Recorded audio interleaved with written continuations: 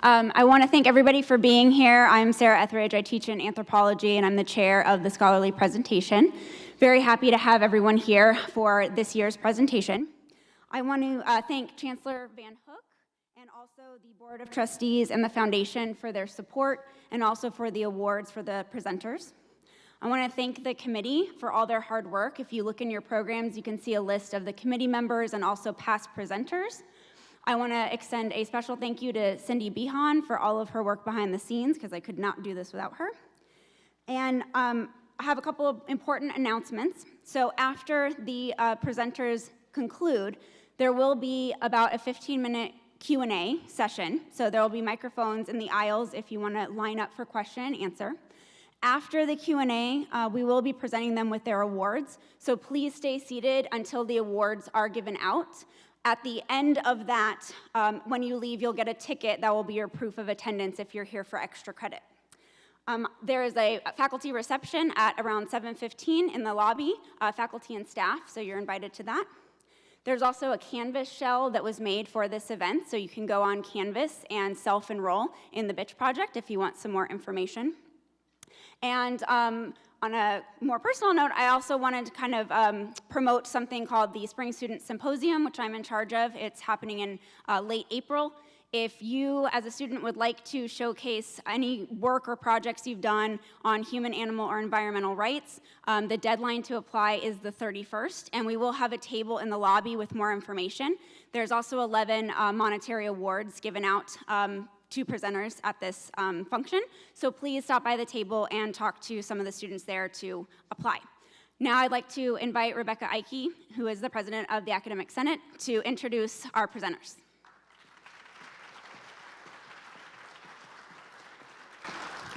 Good evening. Welcome to the Bitch Project, the Bitchery and the politics of fashion. I can't wait to hear our speakers tonight. First, I would like to once again thank our Board of Trustees. A number of them are in our audience today. So Joan McGregor.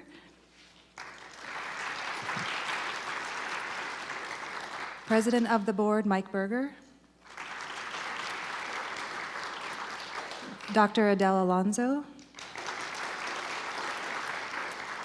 And Michelle Jenkins. I'd also like to thank the support of the administration, specifically Jerry Buckley, the Assistant Superintendent and Vice President of Academic Affairs. So we are in for a treat tonight. I'm very excited to hear what our speakers have to say and for the Q&A that we have in store for us. But first, let me tell you a little bit about the speakers. Ruth Rassool. So Ruth was born and raised in England, and she moved to Santa Clarita in 1994.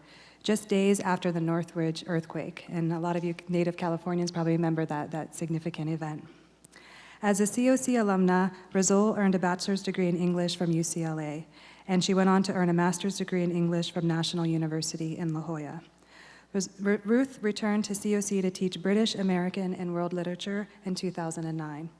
Before moving to the United States, Ruth worked in London's fashion and beauty industry, which led to teaching. Quote Ruth, "I once almost sold a coat to Princess Diana when she was still Lady Diana," Ruth has said, but Lady Diana was too indecisive. And we have Deems Morrione. Deem has been teaching political science here at College of the Canyon since 2007. He is a club advisor for the college's political science club and has also taken part in several of the political sciences department panels. In 2016, Deems was invited to present at the TEDx College of the Canyons, specifically on privacy rights in the digital age. After earning a bachelor's degree in political science from Cal State Long Beach in 1992, Deems went on to earn a master's and a PhD in American Studies from Purdue University. Among other published works, Deems is the author of When Signifiers Collide, Doubling Semiotic Black Holes and the Destructive Remainder of the American Unreal. Well, that sounds fascinating. So I'm really excited to welcome our guest speakers out on the stage. So we have Ruth Rassool.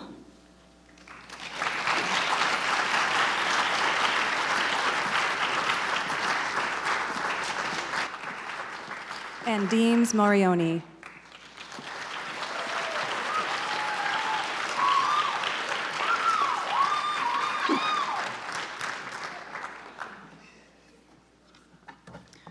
Well, good evening. Thank you, Rebecca, and thank you all for being here. We would like to welcome you to our presentation, Bitchery and the Politics of Fashion, which came about because of our mutual interest in politics, fashion, cosmopolitanism, and popular culture. As friends and colleagues, we enjoy looking at the runway shows and deciding what we like, what we hate, and what is just crazy. Over the past 2 to 3 years of really studying the runways, we noticed overt and covert messages in politics and fashion and decided this needed closer study. Upon close inspection, we also saw eruptions in the fashion status quo. This led us to make connections between the fashion ruptures and a form of political instability. So we created the Bitch Project. This is what we'd like to cover this evening. So if you can see the outline we have here. So we're going to cover some definitions and background, sort of let you know about the terminology we're using, and fill that out. And then we'll kind of give you insight into our theoretical framework that we apply to analyze various levels of politics in fashion. And so we'll go through governmentality, fetishism, hyperreality, and then we'll talk about the fashion of politics and the various levels that operates on, which first we'll cover sloganeering, and then we'll talk about messages based on context, and then sort of reading the politics of designers. And then we're going to kind of round it out by giving you a little bit of discussion of the kinds of things we cover at the Bitch Project. And as we go through, be mindful of the rhetorical situations in which society diminishes what it sees as feminine. For example, in my Shakespeare class, we've just been talking about the shrew. Modern day equivalents include the mother-in-law jokes, the nagging wife, and the bitch.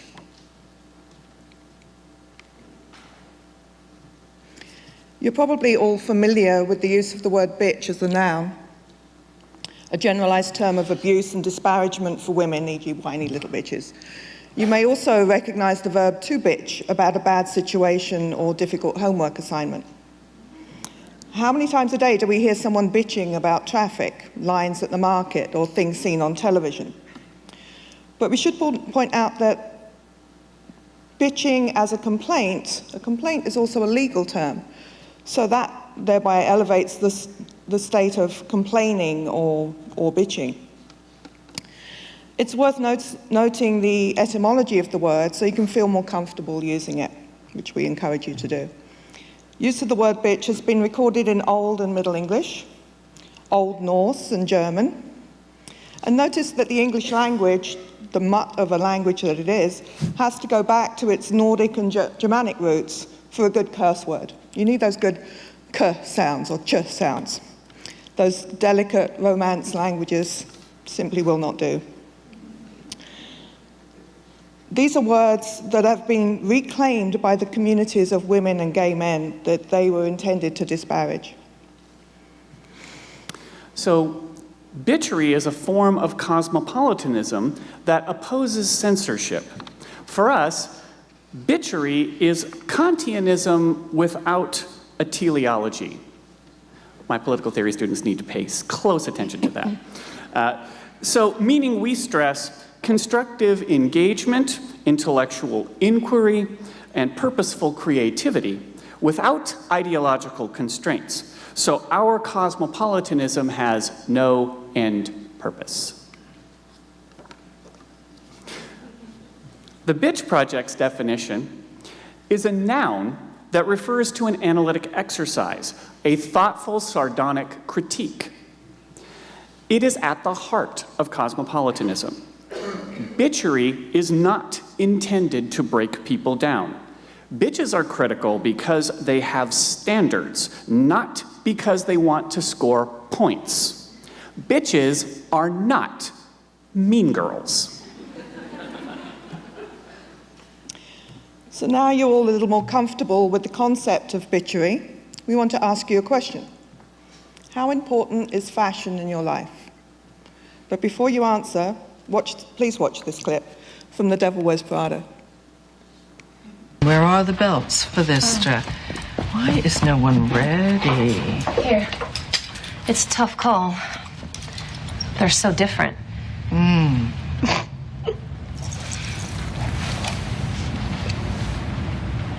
Something funny?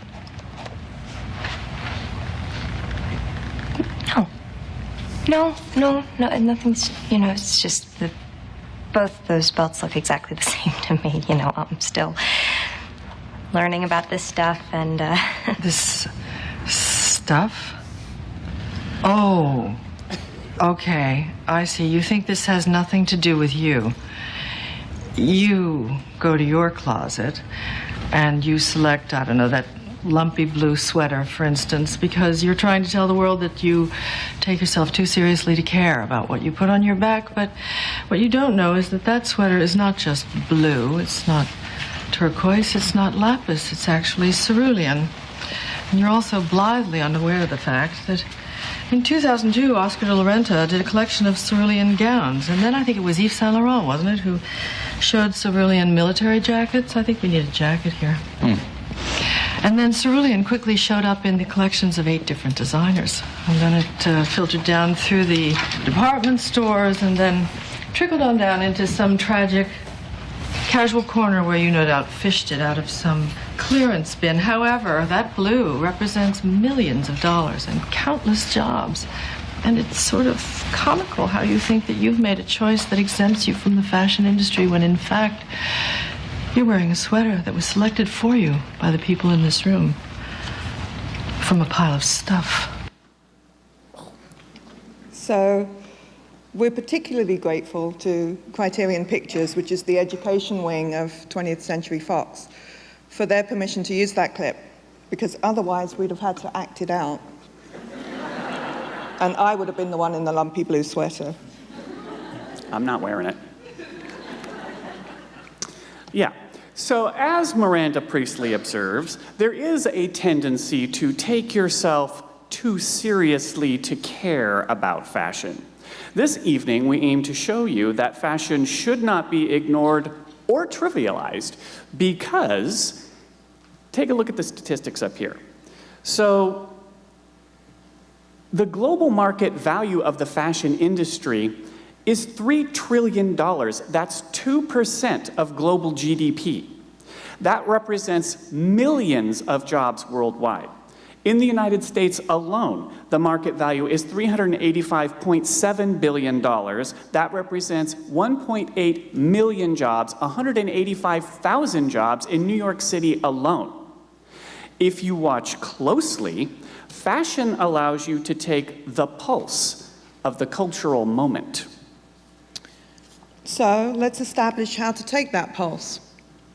As I understand it, 3 French guys walk into a bar and they all sit on a stool. Not exactly. No. The theoretical framework we employ here could be imagined as a bar stool. Each leg represents a different theoretical insight that supports Bitchery as a concept. So let's examine each in turn. So we'll start with leg 1. That's governmentality. Michel Foucault's notion that the point of the state since the Middle Ages has been the management of populations. This management involves a complex web of interrelated power bases. First, formal institutional and governmental structures. Second, intellectual processes that sustain and rationalize them. And third, cultural markets, which become the stages for these dramas to play out. Our emphasis is obviously on number 3, the arena in which the dramas play out. Because there is instability in the extant regime of governmentality, a ripple effect of anxiety is playing out in the cultural arenas counted upon to normalize incumbent power structures. Okay, leg number 2, that's fetishism. We rely on fetishism in its Lacanian strain. Lacan posits that anxiety inheres when direct access to an object of desire is blocked. For example, the oft-used paradigm is that of the suitor and the beloved. The suitor wishes to romantically pursue the beloved, but access is blocked by a third term, the chaperone. Therefore, the suitor only has mediated access to the beloved.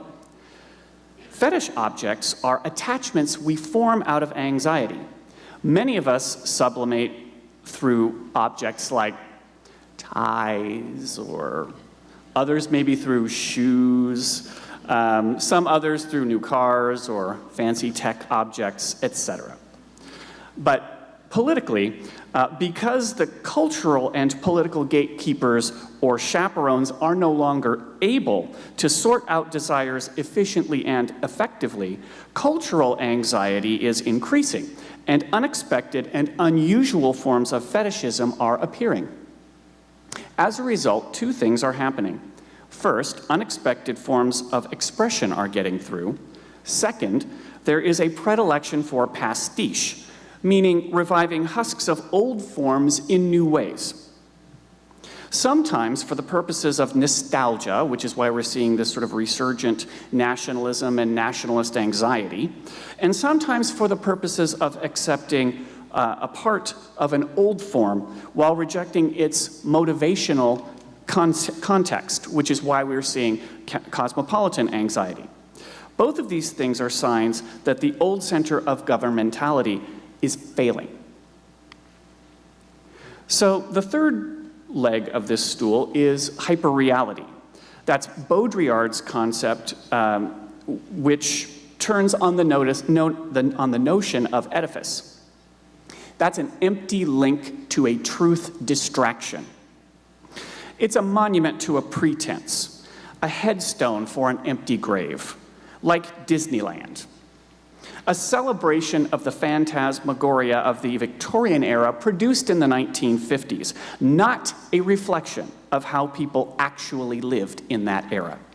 Such formations are meant to, as Baudrillard says, mask the absence of a basic reality.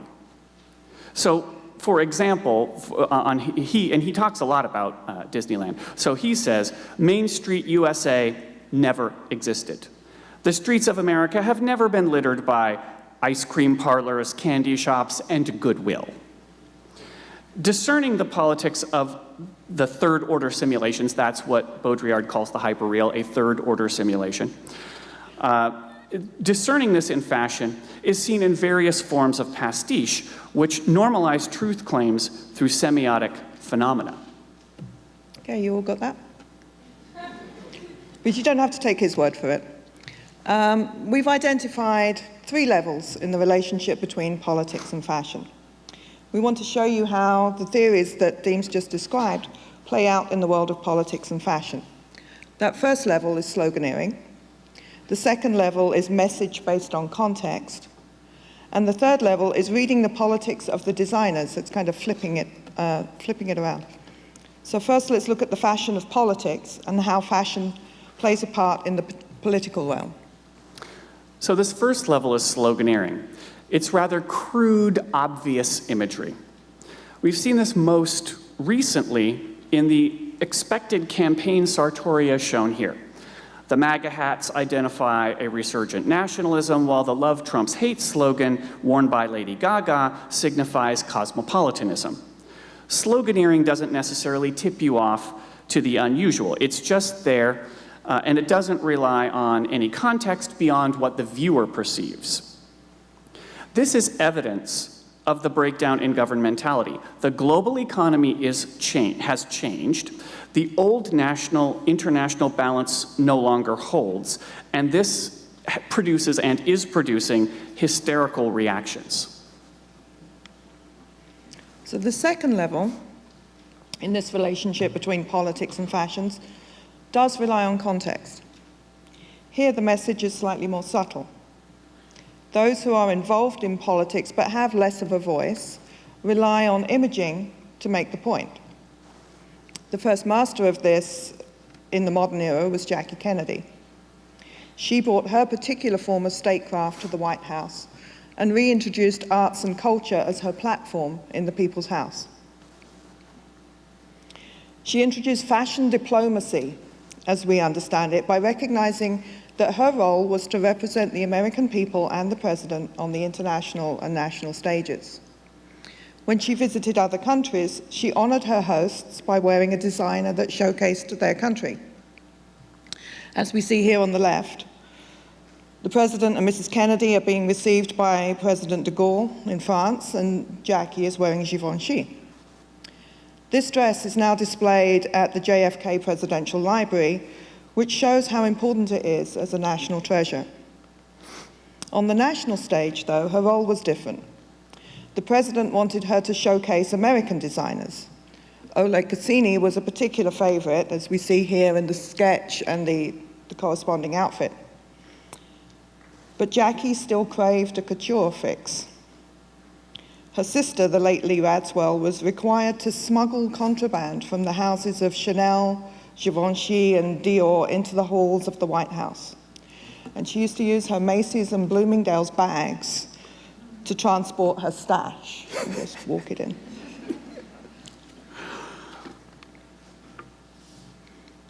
Since Jackie Kennedy's time, all First Ladies have mastered this statecraft to some degree. Our current First Lady has had some successes on the international stage. She arrived in London wearing Burberry. She attended the NATO summit in Brussels wearing Belgian designer Rolf Simons. And in Vatican City, she wore this Dolce & Gabbana dress for an audience with Pope Francis. But she has hit some sour notes. For her solo trip to Africa, she inexplicably wore a pith helmet, the headgear of the colonizer in Kenya. This was clueless colonialism, and the poor optics were open to mockery and condemnation. She finished her tour of Africa at the pyramids in Egypt on the Giza Plateau, looking like the Nazi villain in Raiders of the Lost Ark. Pretty sad. Lots of memes on Facebook about that. Yeah. At home, she didn't always do any better. Probably the single incident that evidenced the breakdown in governmentality in her role as First Lady of the United States was on a trip to visit little kids in cages in detention centers at the southern border. She got on the plane wearing a $39 coat with the slogan, "I really don't care, do you?" Her spokespeople said she was mad at the press, but leaks from the White House indicated she was mad at her husband. In the end, it doesn't matter why she was angry or who the target was. The cause is irrelevant. Statecraft requires you to care. It's simply not an option to do otherwise. Every other president and first lady have done that, and all of us deserve that kind of respect. So, moving on to the third level of the relationship between fashion and politics, we examine the politics of fashion and how designers use their runways to send a message. A direct response to the jacket was this design from Victor and Rolf. The first thing you notice is the stark white background and that hideous neon green trim. Well, it's not pretty. And it's not, I'm not gonna lie. And the giant 90s sloganeering, "Give a damn." This is not a question, it's a command. This collection made many commands that are apropos of the current cultural moment. She had, the designers had their models and slogans that said, "Stop," and "No," and "Trust me, I'm a liar." And freedom with an American eagle in the background. It's a very political collection, and they were obviously talking to an audience in the United States. So now let's move to a more subtle political framing that does rely on context.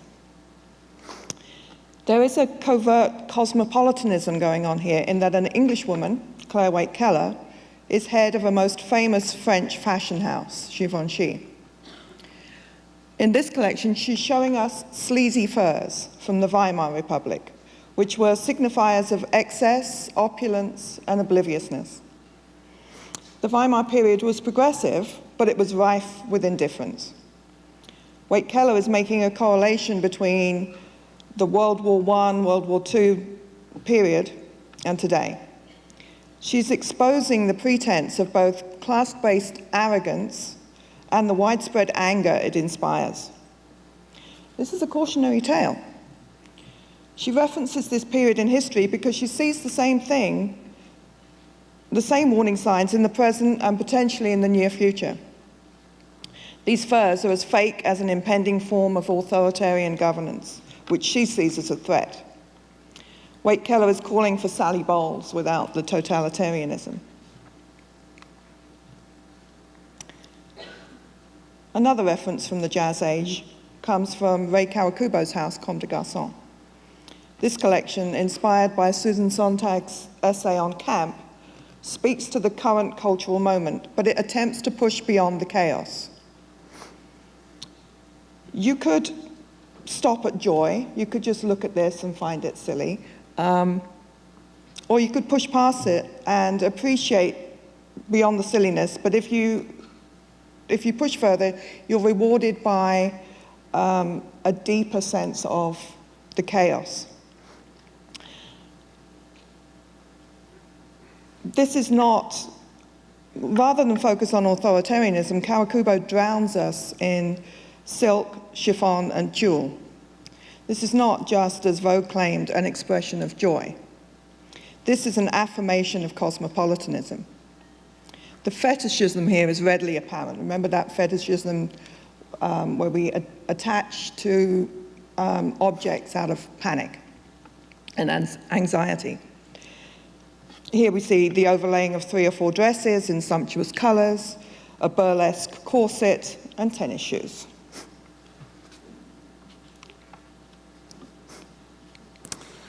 This is the hyperreal as fetishistic disavowal. Everything about this runway show is artificial. If you saw some of the footage we had in the lobby, this particular runway show, it looks like it's outside, but it's not outside. It's filmed entirely indoors on a stage.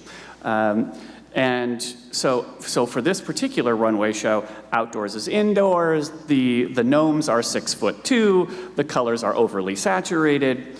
Within the pastiche of preppy Americana, Tom Brown gives us a vulnerable masculinity. Soft colors, youthful gestures like short suits and high-top brogues, which I'm jealous of. Silly patterns and skirts for men. In fact, his fall 2019, which we're not picturing up here, I don't think we had pictures of that one out in the lobby. But his fall 2019 menswear collection includes dresses, skirts, and feminine bags in order to expand clothing options for men, and they sell. So even though this collection goes a little Pee-wee's Playhouse, perhaps, maybe an old reference, he extends the common preppy animal motif to the provocative placement of a crab that virtually ensures the wearer is going home alone. Brown presents a tableau for the politics of third-order simulations in fashion through playful use of pastiche that disarms the country club mystique of preppy Americana and leaves us with a comical and ironic parade of pastels and pretense. Okay, so this slide is of Guo Pei, one of our favorite designers. Guo Pei shows the optimism inside cosmopolitanism. This is the feminine fetishized. She focuses on tropes of creation and life, roots, flowers, branches. She uses a lot of gold in her collections because for her, gold is the color of the soul. Guo states how her grandmother was forced to discard much of her clothing and throw her jewelry into a river because of Mao's Cultural Revolution. She was therefore motivated to create art by someone who was forced by social convention and political pressure to cut herself off from a world of beauty.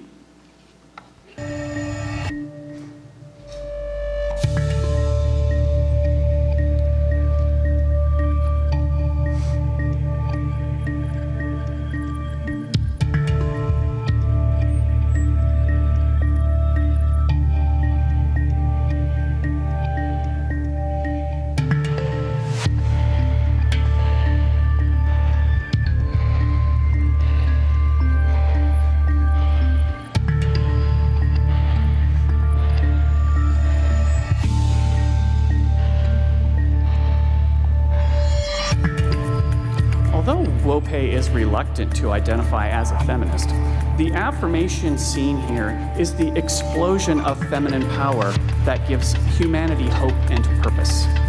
Germination is how life works, even when it is painful. And you see her here with the African earth goddess.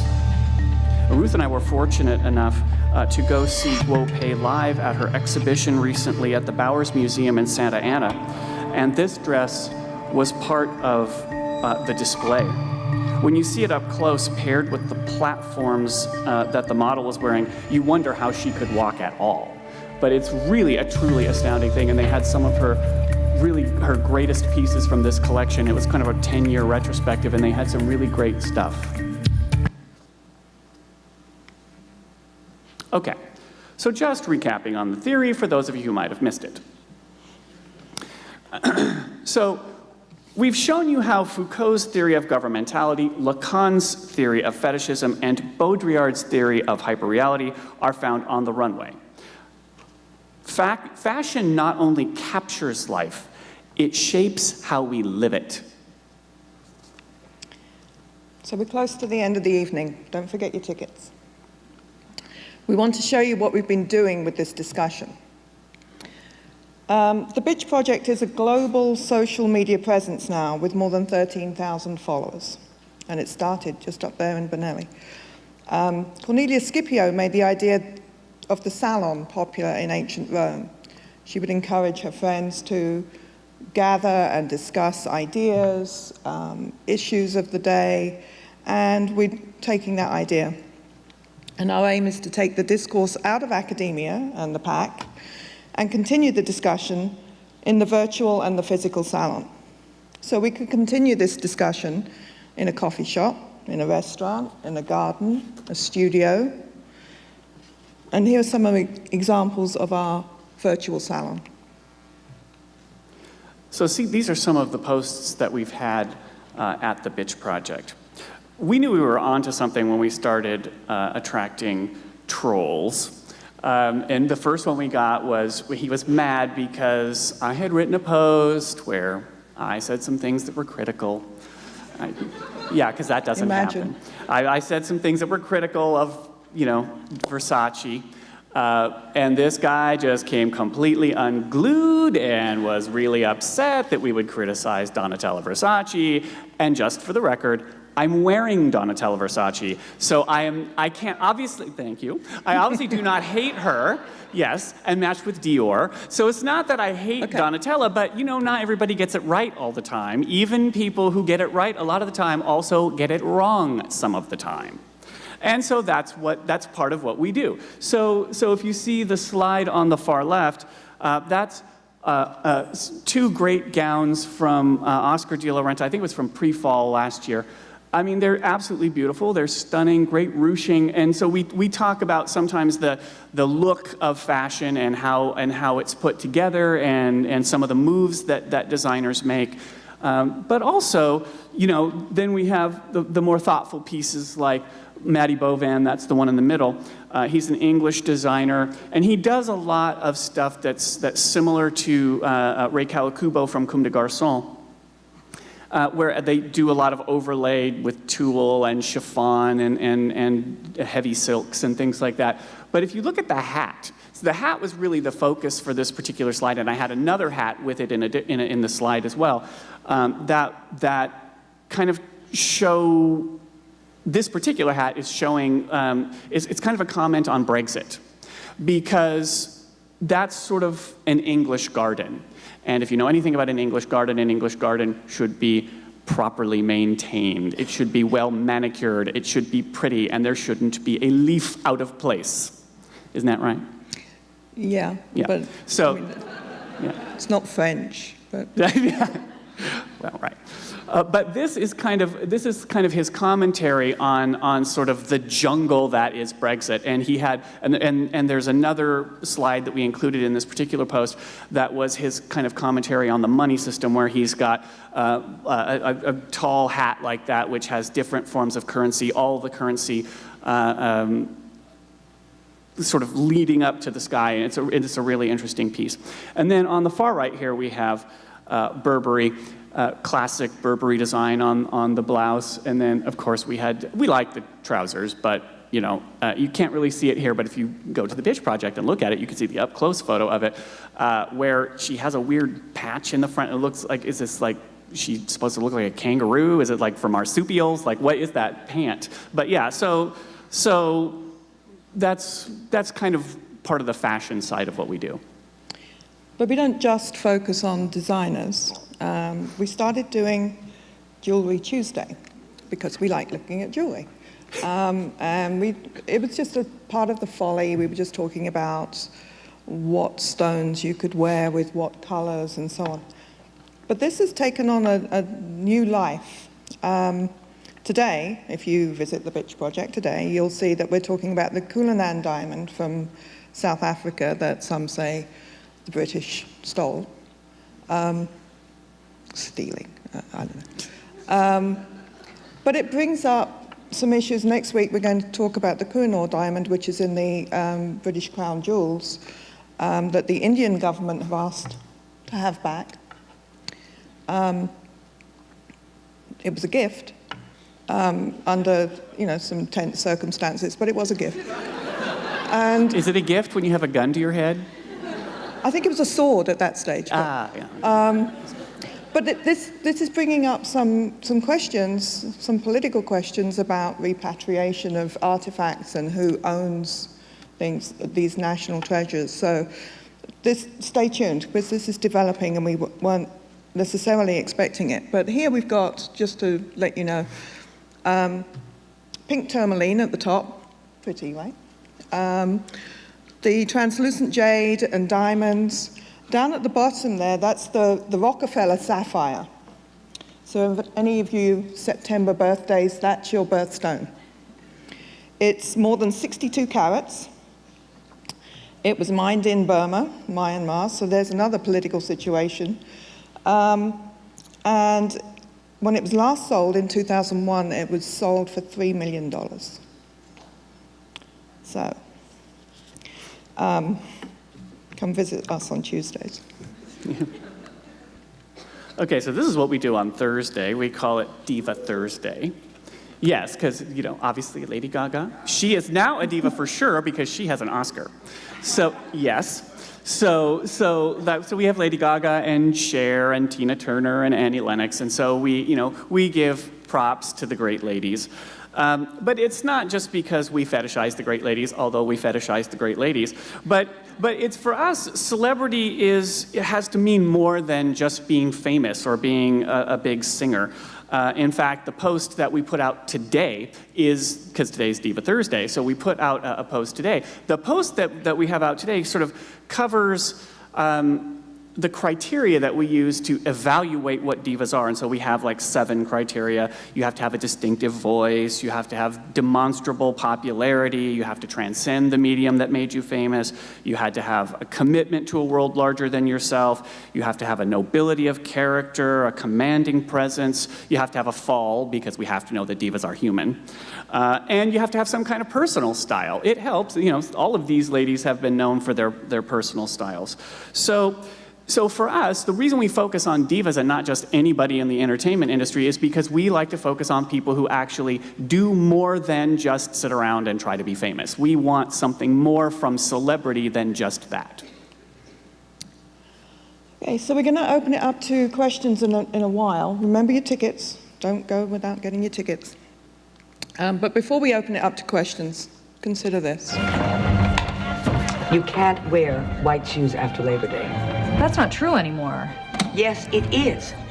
Didn't your mother ever tell you? Now you know. No, please. Fashion has changed. No, it hasn't.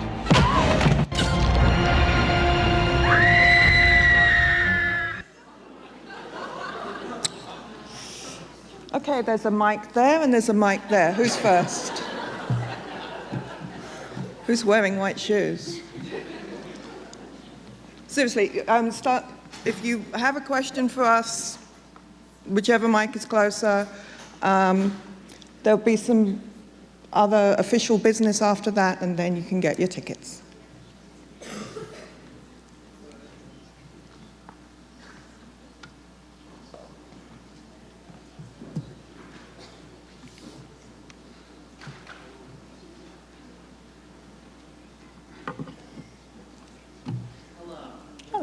Hello. Hello. I was wondering if you could talk more about the politics in street fashion as opposed to runway.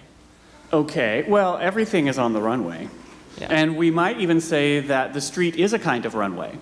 So that is a kind of constant, fashion in motion kind of thing. But what question did you have about street fashion? What specifically? Just the examination seemed less something that we would maybe all of us wear from day to day, and I was really wondering if you could bring these ideas into something that we have in our dressers, for instance. Are you concerned that fashion is elitist in some way because it's No. expensive? Okay. Then over to you. Go on. Well, I mean, I would say, it's not, see, okay, it's not about the label, although it sometimes is about the label, but it shouldn't be about the label most of the time. If you're putting the label before the look, then you've made a mistake right there. Because it should be about what colors complement you, what looks good on you, and what kind of style you want to present. So if you have a penchant for a certain color and it works, you can throw together something that looks like it wasn't thrown together. Okay. But if you want to get deeper into it, I need some kind of specifics about, like, is there a specific designer, a design house, or No, just a general question. Okay. Thank you.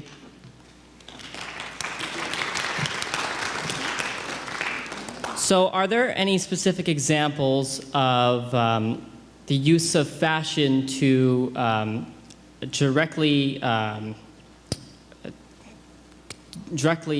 confront issues in society? For example, and could the Yellow Jacket protest, for example, be related to that? Yeah, I think that would be a use of fashion. I think that women in the House of Representatives wearing all white at the State of the Union speech was a way of using, it's an obvious way to use fashion. But, there are more subtle ways. You can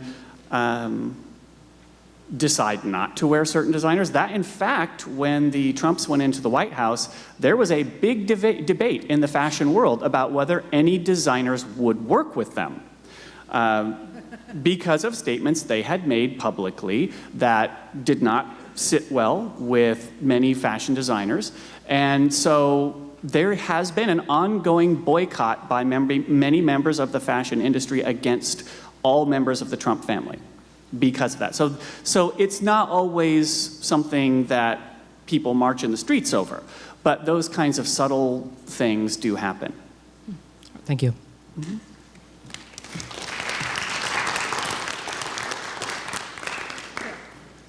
Uh-oh. No, ask him. Okay, so you brought up the question of elitism. I'm sorry, my voice is a mess. There's a part of me that was talking about your analysis of the runway, and it looks like we often talk about the 1% or the small group of people. This is like the 0.0001%. Showing clothes that nobody in this room would ever buy to people, except, almost nobody. Ruth and Marchesa. So this is not the stuff we see on the runway. Yes, so my it is. question, the things that you were showing, the woman in that spectacular dress. Yeah. My question is, why is that relevant to us? It looks like wealthy people playing with wealthy people, and because they have enough money, they can make weird clothes. So why does that matter to us? Well, then let me ask you a question. Don't ask me about my clothes. Why is any form of art relevant at all? Well, I think it's a fair question. Yes. I do. Art speaks in different voices. Sometimes it's drama, sometimes it's dance, sometimes it's music, sometimes it's a play, sometimes it's writing, sometimes it's fashion. So yes, it may well be that a very small group of people will tune in and watch runway shows, but a very small group of people will go to an art museum. A very small group of people will go to a local jazz club and hear somebody play. Those are all niche audiences, and it's all about artistic expression. So you should be concerned about anything that happens across the board in art. But you need to also remember, fashion is particularly cosmopolitan, and it's particularly universal, because none of us are standing here naked. So it's for everybody. Okay. Boat dresses might not be for everybody, but some kind of fashion is. You're making a statement. You're sending out some kind of message with the choices that you're making. Thank you.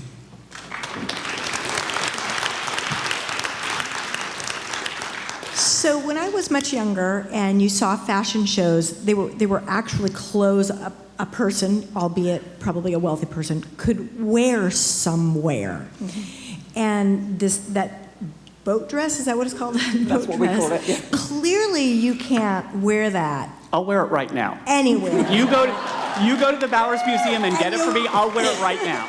But Deems, you won't be able to sit down or go to the bathroom or anything, right? That's okay. But so my question is,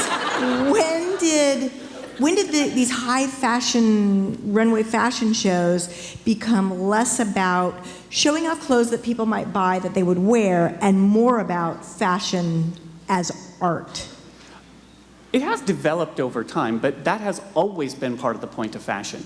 You don't always wear, so there are multiple types of fashion that come out every season. So you get, as we've been talking about, you get your ready-to-wear shows that come out in fall and spring. You get your couture shows that come out in fall and spring. You get your pre-fall, your resort wear. They have all kinds of bridal. Now? What's that? What's that intercession now? There was something that.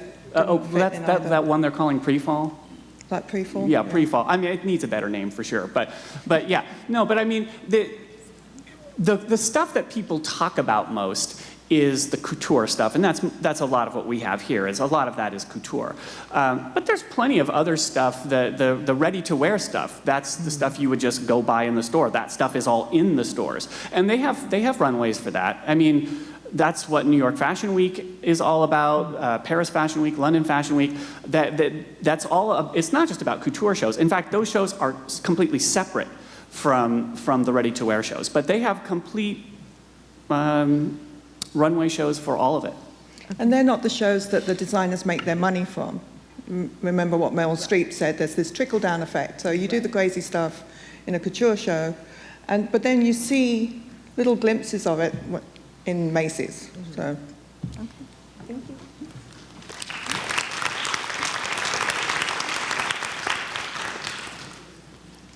Hello. I have a question about the societal trends of fashion, not so much the runway stuff. The question I have is, there are societal trends. You could see zoot suits during World War II, and you could see track suits in the 80s. You could see ripped jeans in the 90s.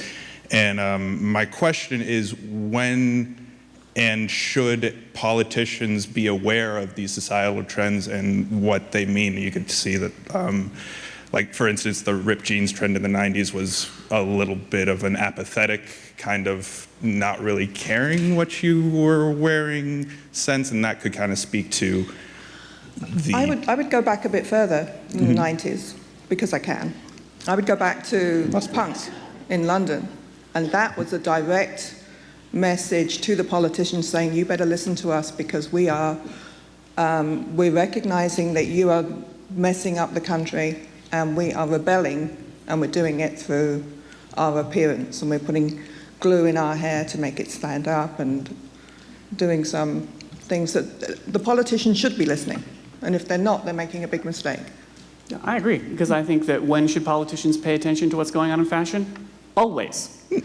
Because I'll tell you this, we get tagged as being a shallow bunch as Americans, because we are. But one of the things we get tagged for being shallow about is that we care an awful lot about how candidates look. And if you're not dressed properly, you're not going to get elected. Although sometimes they get through. But, yeah. As Tim Gunn has said, Donald Trump looks like an unmade bed, and if he wants to dress that way, he should stay in it. Interesting. They went after Barack Obama for wearing a tan suit, but Donald Trump can walk around with different pants and a different jacket that don't match and aren't part of the same suit and aren't even the same color, and nobody says anything. See what you started? Yeah. Does that answer your question? That does. I would just like to add, for those of us who weren't there for the spiked hair trend, did that work? Did politicians recognize that there was Yes. a rebellious trend? Yes, it did. Oh, okay. Yeah, ask Margaret Thatcher if she didn't know what that meant. Yes. I'll get on that. Yeah. All right, thank you so much for your questions. We're going to move to the awards presentation right now. If you have any other questions for them, you can talk to Ruth and Deems in the lobby. They're going to be hanging out, so don't feel like this is your last chance. I'd like to invite the board up now to present the awards.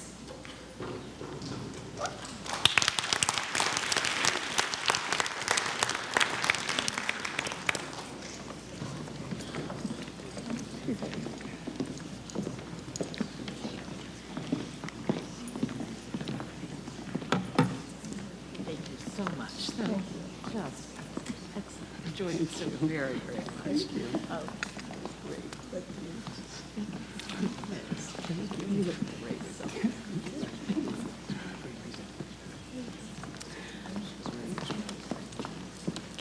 On behalf of the Board of Trustees, I want to again thank our presenters this evening. This is our 29th scholarly presentation, and I think that we are so fortunate to have the quality of the faculty that we have here at College of the Canyons. And I'm sure as many of you students know, they impart their wisdom, their knowledge, and we are the ones that benefit from that. So I want to thank our presenters tonight.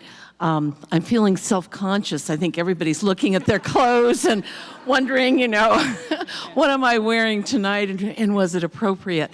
But again, I think we learn at every one of these scholarly presentations in the various areas and disciplines at this college. So with that, I have a plaque to present, which basically says in recognition of the Bitch Project, March 28th, 2019. And we also have some flowers, and then Dr. Buckley will be coming up to speak for a moment or two about the checks that will be given from the foundation. I just want to express Charlotte Kleinman could not be here. She's usually here, was here for many, many years with her husband, and they really supported this particular event. So again, thank you for coming.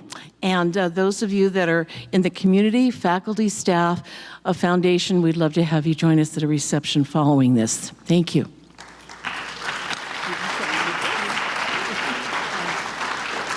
Good evening. I've had the honor of serving as the Chief Instructional Officer here at the college for the past 6 years. And over that time, I've had also the honor of witnessing and participating in the scholarly presentations. And I've commented a number of times, for those that haven't attended, on the connection of this presentation, this type of presentation, to the history of education. Going back to the time of the Greeks and the work of the academy. All of you, all of us here tonight are part of the academy, which means we learn together by literally seeing things from different dimensions, from different perspectives. I've been accused many times of having an engineer brain. This is a stretch for me. My wife makes me listen to Project Runway. So tonight was actually the culminating event in my education because I could actually understand more where my Armani tie came from. So my congratulations to our faculty who did a marvelous job, both Ruth and Deems, in presenting concepts that we don't ordinarily consider in various walks of life. It shows us how the value of art really becomes reality for us. And in that particular sense, I particularly celebrate the work they've done. And oh, by the way, I do have checks for them.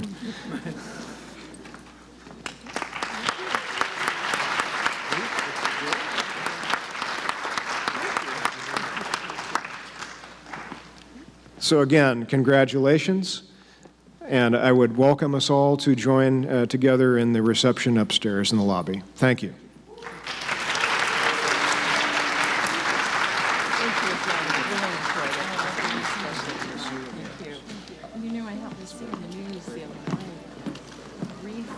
You're free to go now. Thanks for coming.